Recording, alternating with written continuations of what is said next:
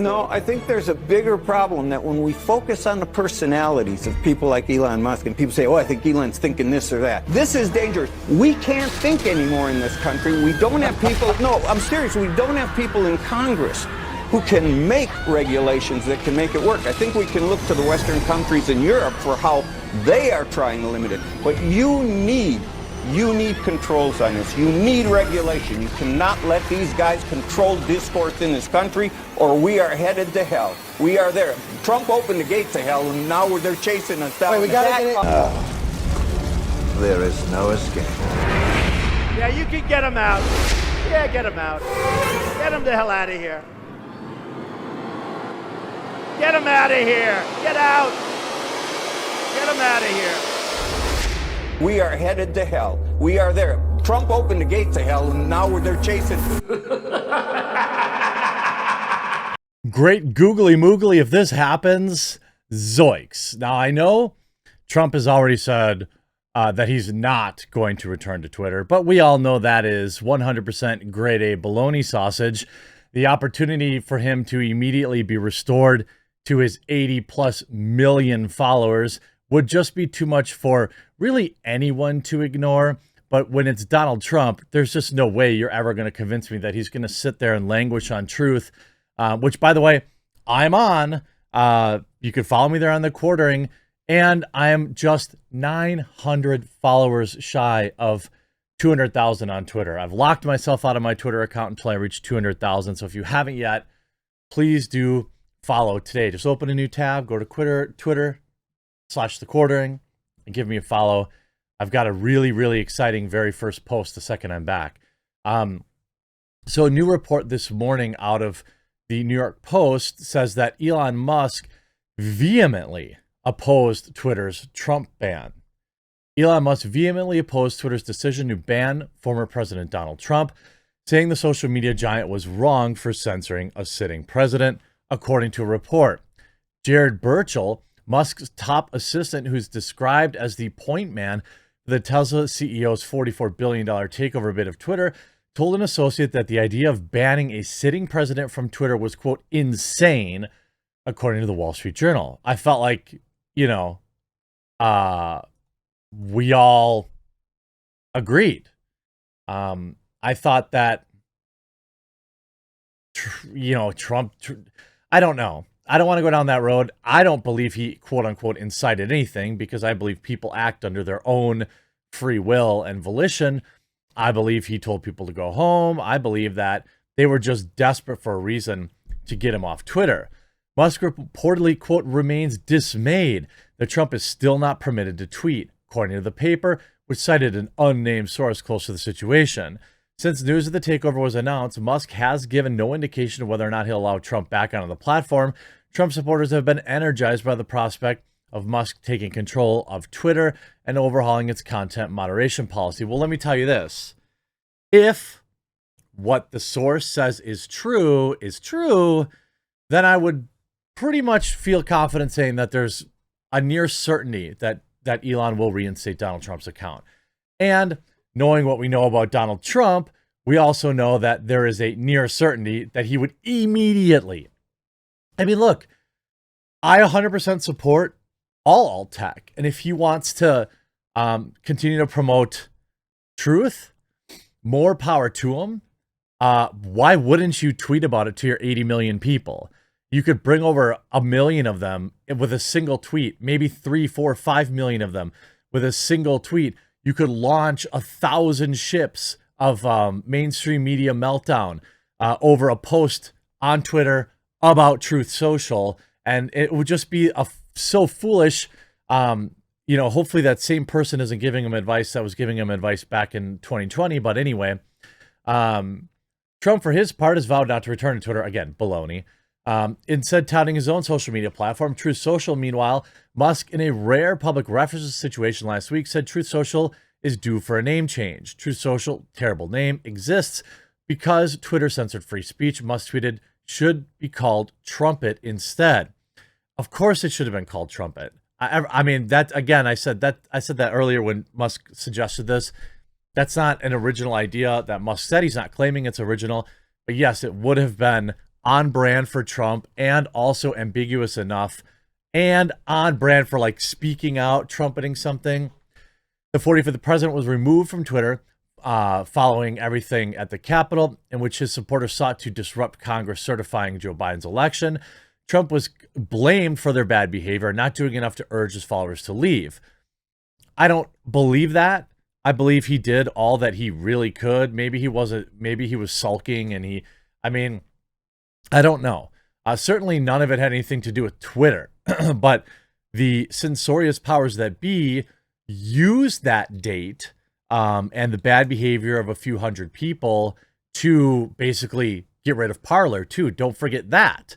And, of course, Dorsey was initially opposed, Jack Dorsey, by the way, to removing Trump from Twitter, but came around to the idea after reaching the conclusion that the former president did violate terms of service, according to the Journal. Nonetheless, Dorsey and Musk remain on friendly terms and maintained a dialogue, according to the paper. Dorsey, quote, whispered to Musk that Twitter should be privately owned, according to the report, which details how other billionaires urged Tesla boss to follow through on his takeover of the social media platform. Dorsey, and the Twitter is the Twitter co-founder who stepped down last year, has endorsed Musk's imminent purchase of the company, saying that the world's richest man is the singular solution for the San Francisco-based firm. The Journal also reported that Musk mused about possibly buying Twitter earlier this year after speaking to the CEO of the Babylon Bee. Musk and the Babylon Bee's Seth Dillon spoke in March after the satirical right-wing news website was banned from Twitter for mocking Rachel Levine, the trans Biden administration official, by posting a biological fact about them. As far as I know, the Babylon Bee remains locked out of Twitter. I wouldn't hold it against them. Look, I think they've proved their point. They said that they're not going to agree that they ever did anything wrong and that they want, all they have to do is delete the tweet. I think they've made a point. I think that they are more valuable to the fight being in it rather than self-selecting out of it. That's just my opinion. I do support their principles, but I feel like they've made their point.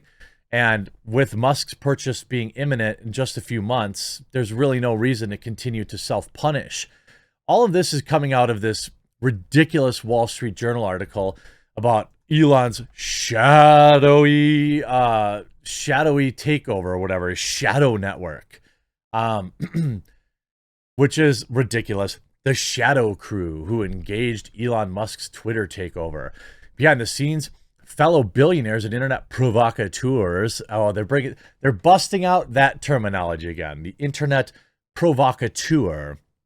Behind the scenes, fellow billionaires and internet provocateurs bent Tesla CEO's ear and Jack Dorsey's role. Yeah, I mean, so? And I think when you look at Elon, he actually did respond to this, which I thought was hilarious. Saying basically like, I don't get it. You see, I have friends. They have acquaintances. You have a shadow crew of misfits egging you on. This is Mark Anderson saying he's a part of the shadow crew. Elon replies, my shadow crew is sick. Also, who are they again? Sell shadow crew merch to buy Twitter? ? I mean, he's just mocking it as he should. But, what's also bizarre is the meltdown that our mainstream media is so willingly having right now, going full mask off, basically having publicly out loud musing that, they're the ones that should control Twitter. CNN media analyst David Zurwick blamed former President Donald Trump for opening the gates of HE double toothpicks and said that billionaire Elon Musk could not be allowed to, quote, control discourse in this country. Okay, so a shadowy board of directors that all donate to the same political party, they're the ones that should be controlling free speech? I mean, that's not even a rhetorical question. That's what he's saying. Toward the end, Zurich used a Sunday morning appearance on reliable sources, ironically named, to call for regulation and additional regulations to limit Musk's power. They're so afraid, not of what Musk will do, or of what Musk will say. Make no mistake about this. They are afraid of what he will allow you to say. They are afraid of what you will be allowed to hear on Twitter. If you follow me yet, open a new tab. I really need to get back on Twitter. I have a huge announcement today. I really screwed myself over, but I'm going to stick to it. 900 more. Quote, in 1927, this is him having his unhinged meltdown. I'm not going to play the clip because they'll probably claim it because they need the money desperately. In 1927, we had the Radio Act. 1934, the Communications Act. Congress stepped in. We made rules. The FCC wasn't great, but it was still regulating the broadcast industry. You can't use uncouth language, and you can't do all these things with speech. All these things. Zurich began, going on to suggest that with billionaires like Facebook and Instagram's Mark Zuckerberg and Musk, all of that was likely to fall by the wayside. No free speech. Quote, we gave over what amounts to our airwaves, our internet waves, to Mark Zuckerberg and Elon Musk. Ours? Are you saying that they belong to CNN? And we are in so much trouble because those guys believe in making money. Yeah, clearly CNN doesn't. This is dangerous. Why can't we think anymore in this country? What do you mean? That's what you're afraid of. You're afraid of people thinking for themselves. He continued, I'm serious. We don't have people in Congress who can make regulations that can make it work. I think we can look to the Western countries in Europe for how they are trying to limit it. But you need controls on this. You need regulation. You cannot let these guys control discourse in this country, or we're headed to HE double toothpicks. We are there. Trump opened the gates, and now they're chasing us down. What? This is full mask off the mainstream media in their death flails. Because the thing about social media is that it can work so quickly and so effectively that for years it has, like, in real time debunked places like CNN and even Fox News when they get things wrong, okay, or call out bias. That is what they're afraid of. Zurich isn't the only person who suggests that Europe had the right idea when it came to imposing limits on internet speech. Former Secretary of State Hillary Clinton cheered the Europeans when they had their chance to impose such regulations just a week earlier. For too long, tech platforms have amplified disinformation and extreme thoughts with no accountability. Suddenly, the Democrats want to get rid of Section 230, huh? Pretty interesting. This is very important stuff. This is pay attention time to our leaders because they are showing you who they really are.